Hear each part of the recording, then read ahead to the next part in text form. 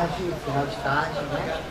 A todos os colegas, a todas as pessoas que estão presentes aqui no nosso terceiro pôr do sol literário.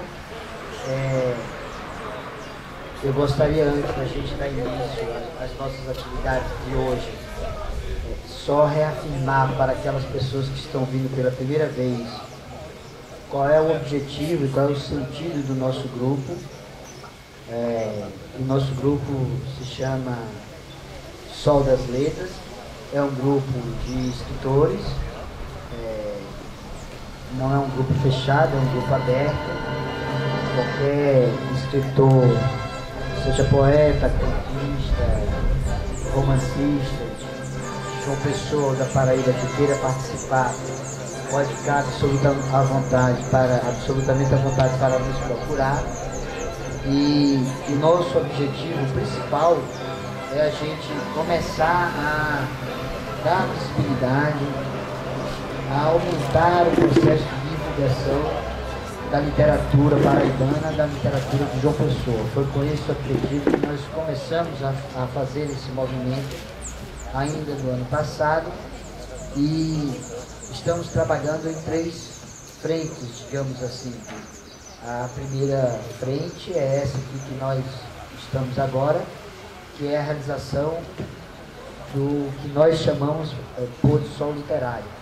Na verdade, é um momento onde a gente possa fazer comentários, ler poesias, ler literatura, fazer comentários críticos, fazer comentários sobre a memória dos nossos escritores, sobretudo os contemporâneos, porque nós temos certo de que os nossos clássicos, por serem clássicos, já estão conhecidos, reconhecidos, já conquistaram a sua legitimidade, a sua autoridade literária, tanto de mercado quanto de sociedade, e que, portanto, enquanto clássicos, eles perdurarão por muito tempo.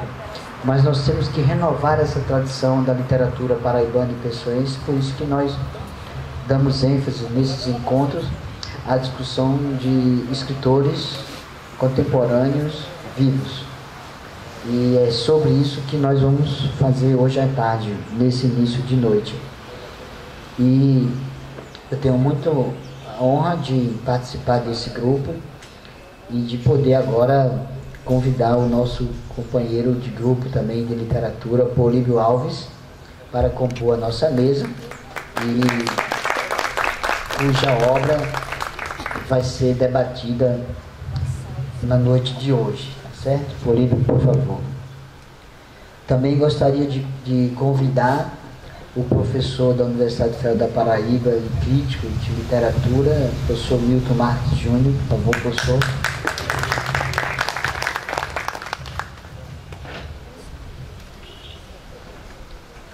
Gostaria também de convidar nosso companheiro de grupo, Sol das Letras, Chico Pereira.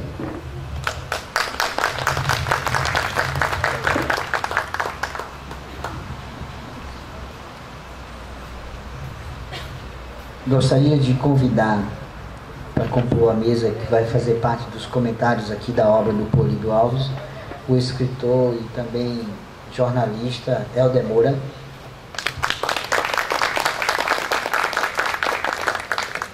A quem eu não respondi nenhuma provocação ontem na internet, premeditadamente. Mas vou responder aqui, viu?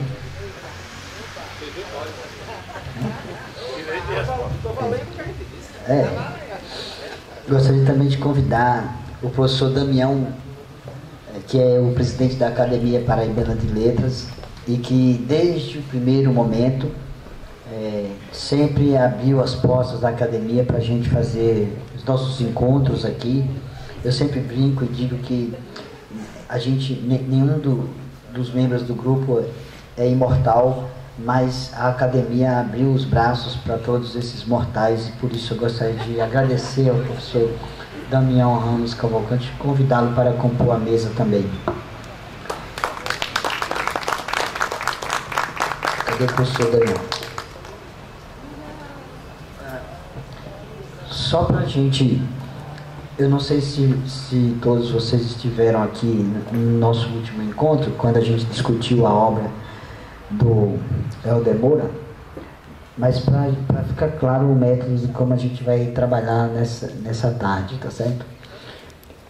O professor Milton Marques vai fazer a sua análise, os seus comentários sobre a obra do Políbio. Depois a gente tem intervenções do jornalista Helder Moura e do Chico sobre também a obra do Políbio. Depois, evidentemente, a gente dá um espaço para o Políbio, né, se defender de tudo que vai ser dito aqui. Não é isso? Tem, sei lá, vai que apareça aí uma leitura psicanalítica da sua obra, você tem que se defender, meu amigo. E também comentários do professor Damião. A gente faz questão sempre de preservar um momento importante, esse é o sentido do nosso encontro aqui, principalmente, de que as pessoas possam fazer leituras, comentários pessoais sobre as obras dos escritores locais, ou performance ou leituras de poemas do Políbio Alves, no caso, que está em discussão hoje aqui com a gente. Também a gente vai ter uma performance, uma atuação do nosso amigo Bira Delgado, que vai nos brindar com um pouco de cantoria. Eu não sei ainda o que é que ele vai nos oferecer neste início de noite, mas ele seguramente vai trazer algumas interpretações, algumas cantorias, alguns bons casos aqui para a gente. Então, Bira, desde já gostaria de agradecer a sua presença, a sua colaboração com o nosso grupo, dizer que fique absolutamente à vontade, tá certo? Professor, o senhor tem aí aproximadamente uns 20 minutos, fique à vontade para a gente dar início a essa conversa, tá certo?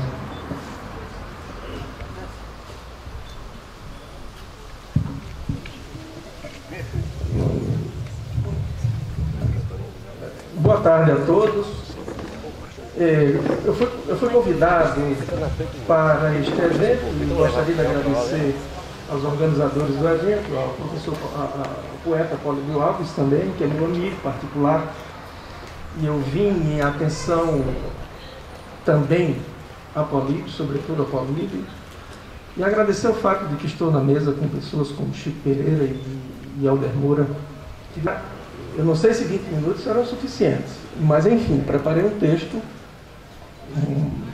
para ler a poesia de Políbio, porque eu fiz uma leitura da poesia de Políbio. Então, eu espero que vocês acompanhem e que, se houver necessidade, me concedam um pouquinho mais de tempo, talvez uns 5, 10 minutos mais. Eu coloquei o título deste ensaio sobre a poesia de Políbio de Indomável Políbio. E inicio com uma epígrafe do próprio Políbio, que se encontra na página 117 do segundo livro, Quartos da segunda parte, Arestas. A epígrafe diz: exponho em público o reverso do meu discurso. É verdade. Às claras temperanças éticas e reflexões estéticas. O meu convívio com o poeta Políbio Alves é de longo tempo. E esta não é a primeira vez que abordo a sua poesia. No entanto, a leitura de Políbio sempre me causa espécie, pois, mesmo reconhecendo-lhe o estilo, estou sempre diante de algo novo.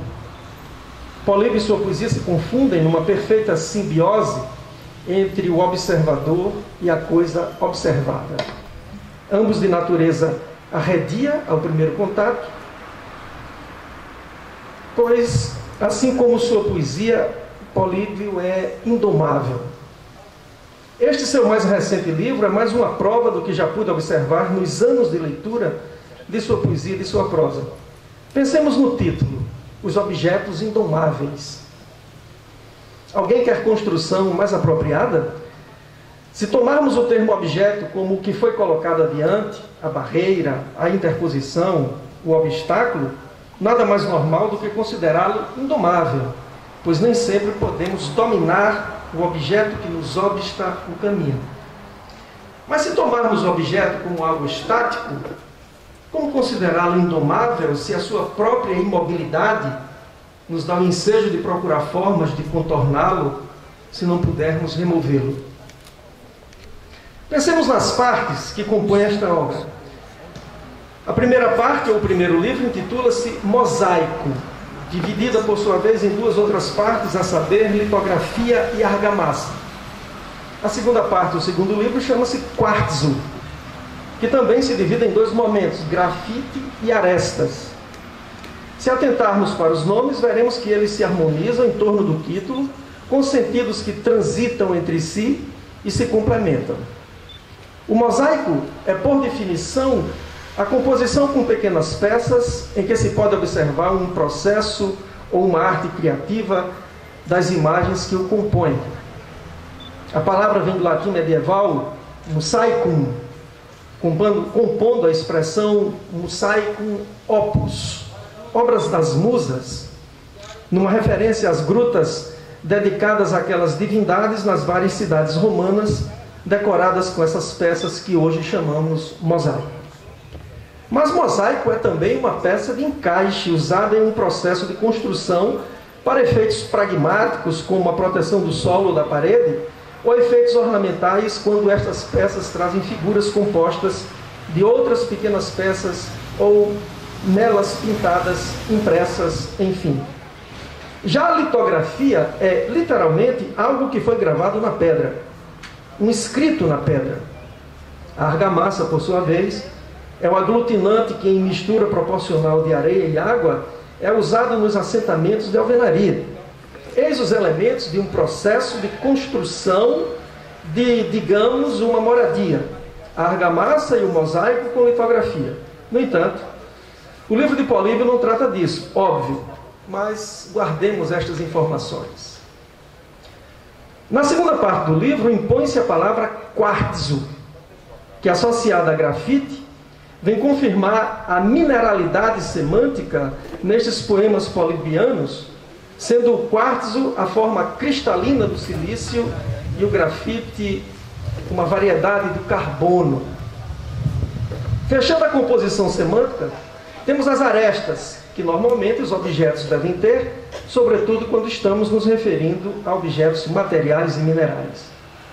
Mas como conciliar a cristalinidade, a translucidez do quartzo com a opacidade escura do grafite?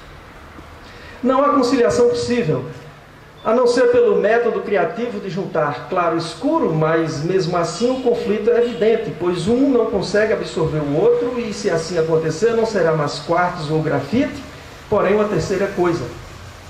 Daí a permanência das arestas, não importa o caminho que tomemos na leitura. De que estamos falando?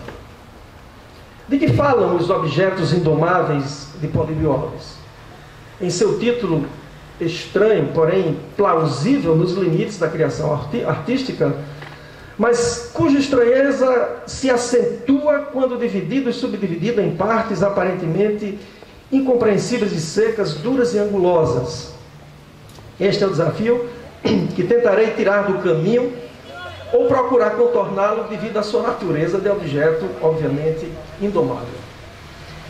Nada mais fácil do que nos entregarmos à tentação de, neste caso, falar de uma poesia metalinguística ou de percorrer este livro com os olhos postos em conflitos amorosos. Fazer isto é perceber apenas um dos lados desse longo poema de 4 partes. A nosso ver, os dois lados existem, mas inseparáveis e entrelaçados de maneira que se confundem plenamente. Confundem no sentido etimológico da palavra, que se reúnem para se juntar e não para causar confusão no sentido mais popular do termo. A nosso ver, os dois lados existem, mas inseparáveis e entrelaçados de maneira que se confundem plenamente. Explico. Em litografia, há um tu que surge como interlocutor de um diálogo sem ressonância, tendo em vista que nunca o vemos expressar-se. Esse tu desaparece em argamassa, ressurge em grafite e de novo desaparece em arestas. É sintomático Litografia e argamassa constituem a primeira parte do livro intitulado Mosaico, como sabemos. Trata-se de poemas curtos, em dísticos, rimados, não metrificados necessariamente, mas sempre bem ritmados. É a preparação do poema mosaico, cujas palavras funcionam como litografias à espera da argamassa, que tudo unindo resultará no produto final. Na segunda parte do livro, Quartzo, o tu reaparece no primeiro momento, grafite, e desaparece arestas. Trata-se, no entanto, de outra situação. Agora temos um poema que se espraia com textos mais longos, sem abandonar a rima e o ritmo anterior, mas sem a secura sincopada dos textos anteriores. Isto não significa que o poema agora se tornou mais aberto, receptivo à nossa compreensão. O que observamos é que a preparação ao poema mosaico lega-nos um texto que revela e guarda os segredos da escritura, como o translúcido quartzo perpassado de obscuro grafite, cujos resultados são arestas. Não se trata de jogos de palavras de nossa parte. Como dissemos antes, o livro está imerso nos conflitos do eu com o outro, no que poderíamos chamar de uma relação amorosa entre pessoas, ao mesmo tempo que deriva para a relação poeta-poesia, poeta-palavra, que não pode jamais deixar de ser amorosa. E como toda relação de amor, conflituosa, angulosa, cheia de arestas, mas cujos momentos de entrega e recepção mútua causam sensações prazerosas. Assim é impossível ficar lendo o poema apenas por um lado. O tu ser amado e a palavra da potencialidade poética parecem-nos os objetos indomáveis. Sim, objetos indomáveis, no plural, por causa da sua ambiguidade e indefinição. O poeta e ser amante mostra-se em todas as suas facetas de manejar esta relação, na tentativa de transformar o ato de criação, poiesis, em realidade da forma poética, poema. Veja-se, por exemplo, o trecho abaixo. O trecho se encontra no segundo livro, Quartzo, primeira parte, grafite, página 100, para quem quiser acompanhar. A geografia de minha escritura transita em agonia. A cada porto ou rotas de chegada, vejo alvorecer o presente, o amanhã, no leme das palavras. Por que o trânsito em agonia, se o porto ou a rota de chegada faz a alegria de quem guia o barco? Porque quem está no comando, quem dirige o leme, são as palavras, não o poeta.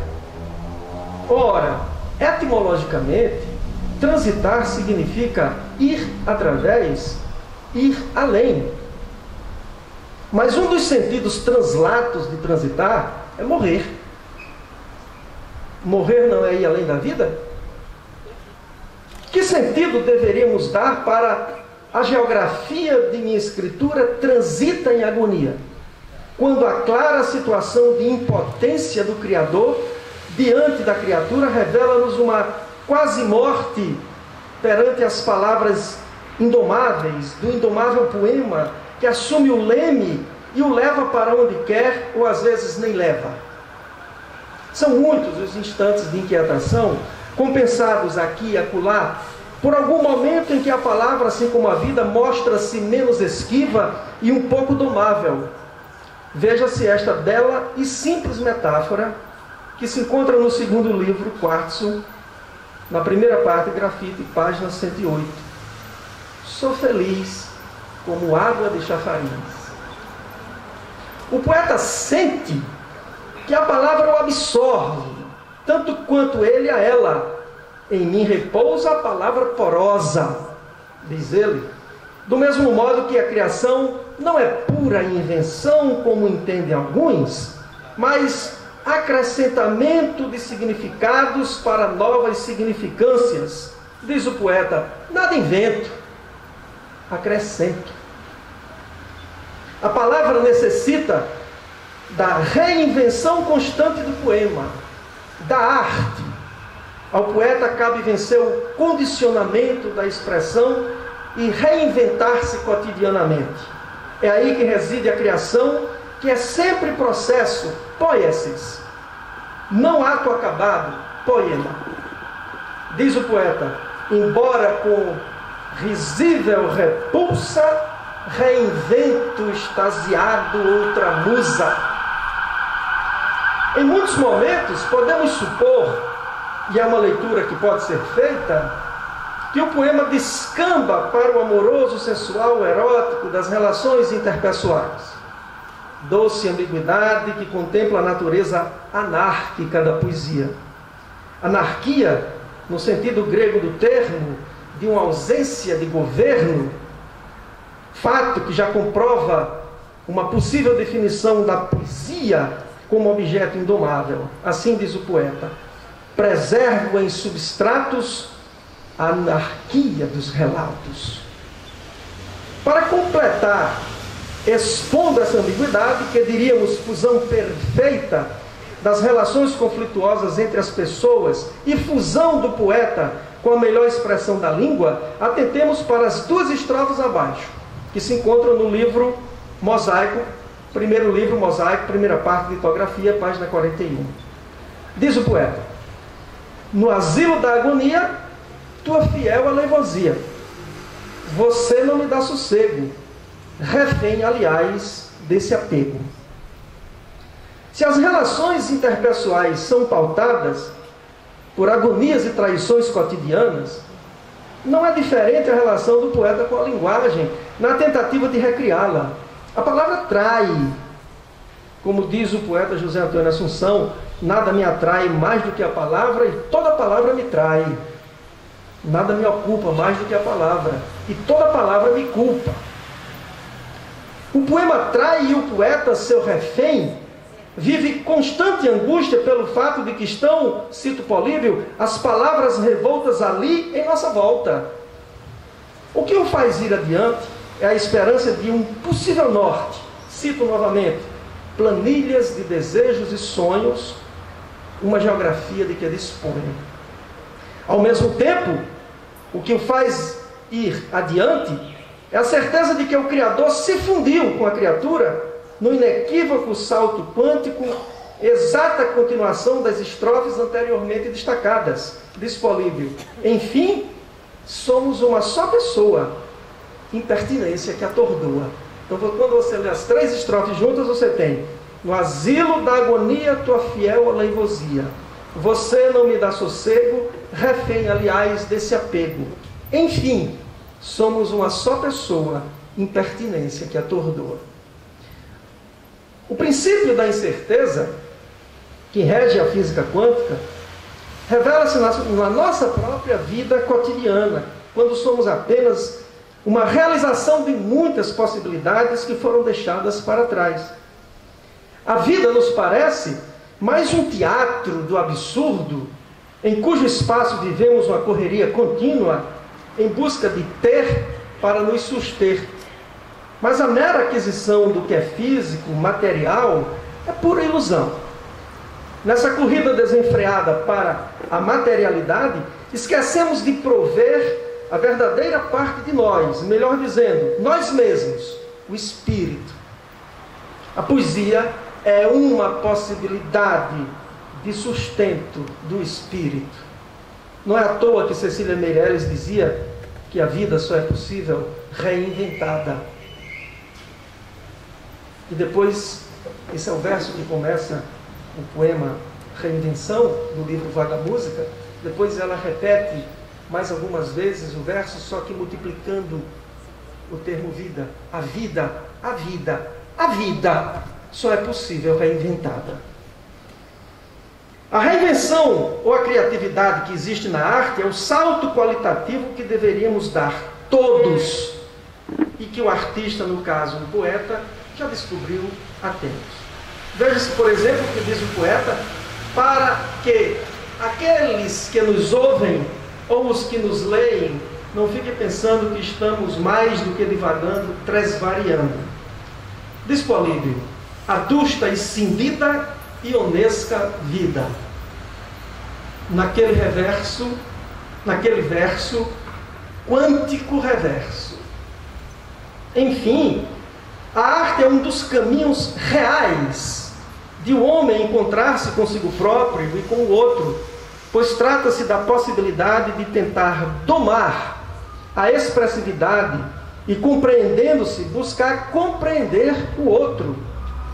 Cada dia mais incomunicável, apesar do avanço das tecnologias de comunicação, o ser humano, ironicamente, se faz arestas na obscuridade de sua interação real com o outro.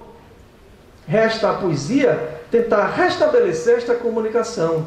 Diz Políbio: as palavras são como areia movediça ao incrustar a familiaridade das coisas e dos homens nas reentrâncias dos livros.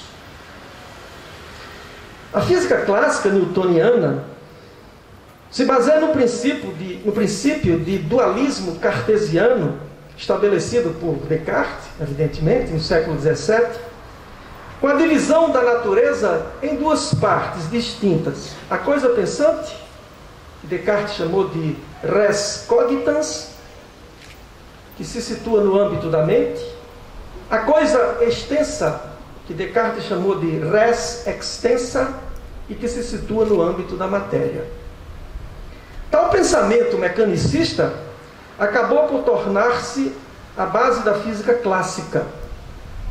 Tudo na física clássica, newtoniana, portanto, obedece ao princípio da causação ascendente. As partículas elementares formam o átomo forma as moléculas, estas as células geram a matéria, que em nosso caso, dividida em corpo e mente, deixa de lado a consciência. Em nome da objetividade, ou quando muito, confunde a consciência com a mente. Na física quântica, a dualidade deixa de existir, pois tudo obedece ao princípio da causação descendente. A consciência é a criadora da matéria, cuja possibilidade de realização se dá através de um colapso quântico, a partir do olhar do observador, olhar da consciência sobre uma das facetas do elétron, por exemplo, que de onda se transforma em partícula no ato manifesto de materialidade. A consciência é, portanto, o fundamento de todo ser. Não há, pois, dualidade mente-corpo, mente-matéria, mas uma teia de relações em que todas as coisas são de igual importância porque interdependentes. O que nós podemos observar neste novo livro de Políbio Alves é que o poeta dá um salto qualitativo, não que a sua escritura anterior não tivesse qualidade. Referimos-nos a um salto que bem poderíamos chamar de salto quântico. Como pode isto ser visto? Vejamos se poderemos explicar. É muito comum o poeta brincar com as palavras, exercendo a metalinguagem, mas deixando-a isolada, por exemplo, de um poema amoroso. Ou o contrário, há casos em que a metalinguagem pode até servir de alegoria para o amoroso ou vice-versa. Qualquer que seja o caso, podemos constatar a dualidade e distinguir uma coisa da outra, mesmo quando ela se apresenta sob a forma de alegoria ou de metáfora. Em Os Objetos Indomáveis, não temos como fazer esta divisão. Há uma fusão entre criador e criatura, de modo que se o poeta e a linguagem se confundem, o ser amante e o ser amado também, no movimento descontínuo, passando de um para o outro e do outro para o um. Mais do que isto, não há como separar o poeta-linguagem do amante-amado.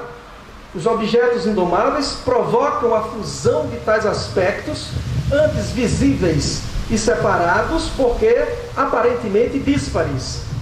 Não temos como dizer que tais versos são estritamente metalinguagem, ou tais versos são estritamente amorosos, ou pertencem às inter-relações pessoais. Tudo está ligado de modo tão íntimo que dá margem a se ver uma só coisa sendo várias. Assim, como pelo princípio da incerteza e pelo seu movimento descontínuo, não se pode dizer onde o elétron se encontra, pois ele se encontra em todos os lugares ao mesmo tempo e por isto mesmo em nenhum lugar específico. Só o mediremos quando uma das possibilidades sofreu o colapso quântico que a realiza. Assim são os objetos indomáveis de Políbio Alves. Precisa do olhar do observador para sua completa possibilidade de realização. Muito obrigado.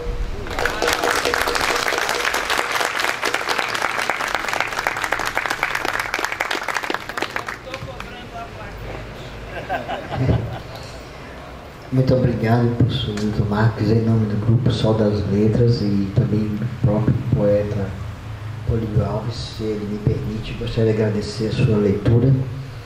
E antes que eu passe a palavra para o nosso próximo comentarista, eu gostaria de convidar mais uma vez o professor Damião, se ele já estiver aí. Professor Damião, por favor, para compor a mesa.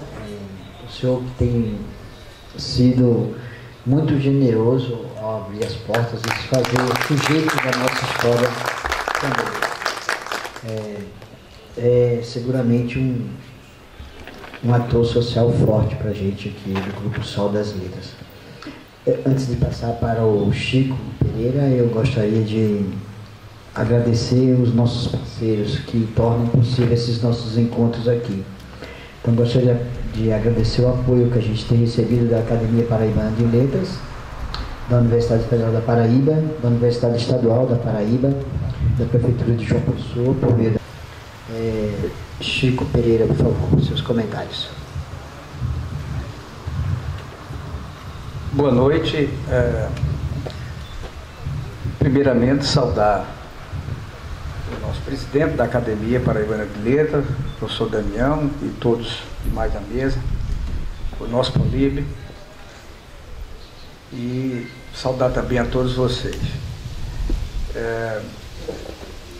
Eu acho que não tenho muito o que dizer depois das palavras do nosso primeiro comentarista, que além de ser um grande estudioso e um expert no estudo da literatura, além do mais, é um grande conhecedor linguístico que possibilita trazer na sua fala agora, professor Milton, traduzir algumas coisas que para nós, simples leitores da poesia de Políbio, seria uma coisa hermética, e ele, no seu saber, no seu conhecimento, quase, podemos dizer assim, cientificista de enxergar a poesia, ele traduz para todos nós aqui algumas informações que para nós facilita um pouco a leitura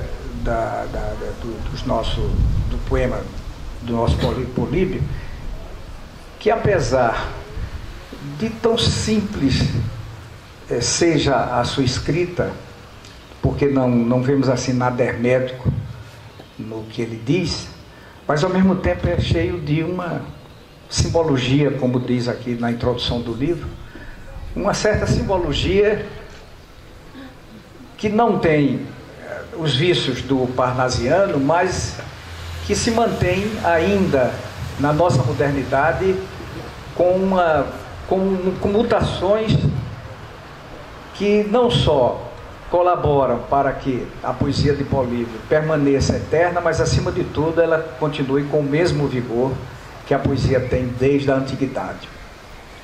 Eu não sou nenhum estudioso da literatura e acho que o que poderia ser dito aqui do ponto de vista mais explícito, do ponto de vista literário, eu acho que o professor Milton já disse.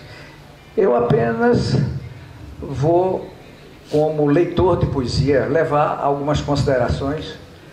Como é que eu entendo o que é poesia? O que é que eu entendo o que é poesia? E o que é que eu gosto na obra de Políbio? nessa primeira parte, inclusive, quase que haicais, quer dizer, poemas que nós podemos ler por inteiro e ao mesmo tempo seus pequenos pedaços, que o professor Milton Marcos falou, dessas partículas, né, que vão formando